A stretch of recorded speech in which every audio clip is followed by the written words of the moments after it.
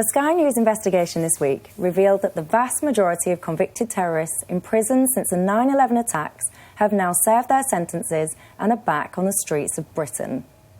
Among those released, 3 men who helped the 4 suicide bombers bring carnage to the London transport system in 2005. 7 men convicted for their part in the failed attack 2 weeks after the London bombings are also free, as are 5 people who plotted a dirty bomb attack in the capital in 2004. 2/3 of those released have refused to engage with prison de-radicalisation programmes, meaning they are likely to still hold the extreme, dangerous views which saw them arrested in the first place. I regard prison to be largely about punishment, but especially in these instances, it needs to also be about reform. The fact current de-radicalisation efforts are subject to voluntary attendance shocks me to my core. If someone is convicted of terrorism, I want their sentence to be subject to mandatory de-radicalisation efforts. And on release, if someone is expressing the same extreme belief set that they held at the start, it may be time for us to follow the Australians and start to consider extended detentions.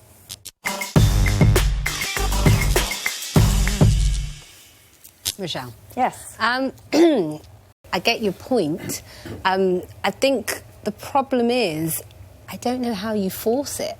That's my issue. I guess my point... But I agree we need it. Yeah, what you say is a difficult one for me. It's not difficult at all. Okay. I don't want people who've been convicted, so these people are convicted, they don't just think something, they're going to act on what they think. So they've acted on what they think, they've been sentenced, they're in prison, they don't care less.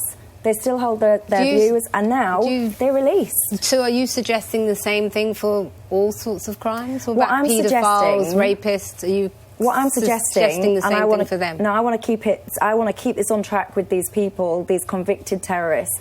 If they are in prison and sentenced for terrorism, they must go through de-radicalisation programmes. If they don't want to, and if they're still upon release, still hold the views and are willing to act on them, sorry, you're not coming out.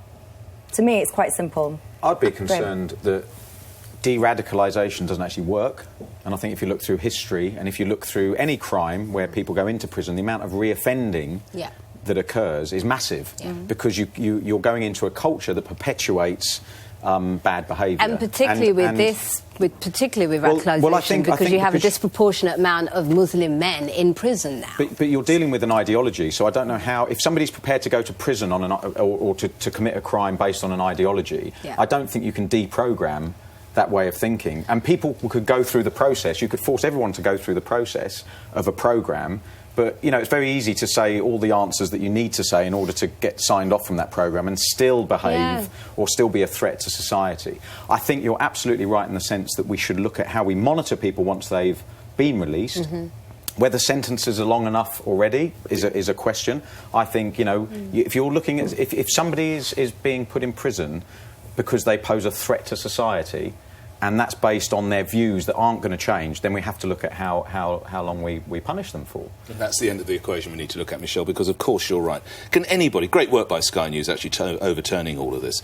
So if you engage or encourage a terror plot, you get between 12 months and 4 years. That should be trebled, right? Should be trebled overnight. If you move a little bit further, you may go up to, say, 4 to 6 years, right? Well, this is ridiculous. As long as you don't burn the jail down, you're out in 3. And as Sky News found out, 3 were released after serving life sentences for... Hello?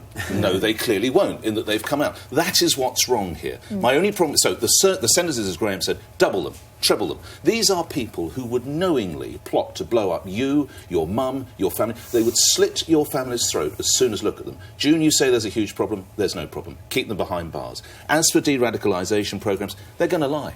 If they're so evil, they're so twisted that they'll blow up a shopping centre, or whatever it might be, or a nightclub. They are happy to lie. Oh, no, I've turned my back on all of that. It's tougher sentences, and I wouldn't even worry about the damn programmes. But I would say, and I'm not a psychotherapist, so you could probably lie to me and I might believe you, But I would assume... Well, I have in the past. I know a whole separate conversation. I could tell. I was working late. I'm really sorry. But surely very, very skilled psychiatrists, psychotherapists, whatever the correct term is, they must be able to understand someone that's lying or not lying. So I don't think it must be as simple as going, oh, yes, I don't want to blow anyone up anymore. OK, then, out you go. What do you think? Well, I mean, today's news is that our prisons are in terrible shape. I mean, part of me wants to play devil's advocate and say, actually, are they safer outside than in the sense that we know who they are. Yeah. We have very good secret services that can surveil them as much as they want to and as much as they consider necessary. And it strikes me that I don't like the idea of mandatory, compulsory anything. I think it's just going to entrench radicalisation. And the evidence, especially for ISIS, and I hope we don't have too many of those in our jails or on our streets, but I know that we do because it only takes one. But from what I gather, the ISIS set of belief systems, once in the system, is impossible to eradicate. I think for me the subject boils down to what's worse, having these guys in prison radicalising everyone else, or outside prison, hopefully being tracked by our secret services. And I sort of think if they've served their sentences, and those were the key words in the queue for me, we can't do anything about it. Let them out and make sure they don't do anything else. Just want to read in here, it's worth saying here, the former head of Scotland Yard's Counter-Terrorism Command, Richard Walton, in that report says, it's almost as if this particular version of Islam is so potent, once someone is brainwashed with this ideology, it almost feels it is irreversible. So that's what we're dealing with. Let me pick up on what you just said then. If they've served their sentences, there's nothing we can do. So what they are actually looking at in Australia is where they do extended detention. So in Australia, for example, a sex offender, if they're deemed to still be at risk at the end of their sentence, they can have a review and have their sentence extended rather than be released.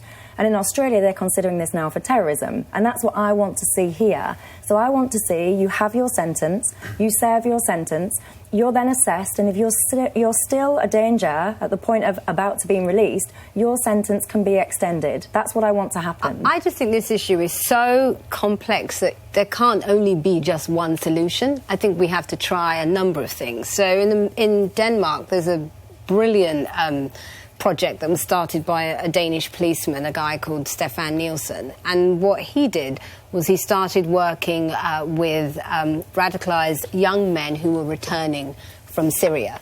And he doesn't just work with the men themselves, he also works with their families and works with the local Muslim community. And it's a very new programme. It's a very new programme. I think it's only been going for a couple of years, but they're getting good results in terms of getting these young men back into work, contributing back into society. They're tracking them.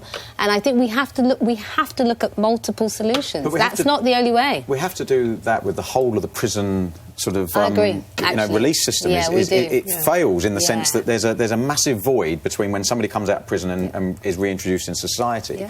When you then couple that with the ideology as we're talking about, I just think it becomes impossible to de-radicalise somebody because does that mean we shouldn't try? Because the point in my intro... So what you're suggesting isn't going to de-radicalise. But actually what we've got already... Sorry to interrupt, but what we've got already is we've got... Not only are we not de-radicalising people, but people that are going into prison are radicalising other people. More, So that's how bad the situation is and how out of control... 3/4 of people, those convicted terrorists, 3/4 of them have chosen...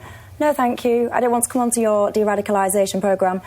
It infuriates me. I'm sorry. It should not be a choice. If you are sentenced for terrorism, you must be told that part of your sentence is you will be going into these classrooms and you will be doing this programme. End of story. And as part of the programme, you would do the things that you've been talking about. You could bring in, I don't know, ex-reformed jihadists. They could be part of those trainings. You could bring families in. You could look at vocational training. But I'm sorry, mate, you don't get sentenced for being a terrorist and then pick and choose what courses you want to go on and what you don't. It outrages me.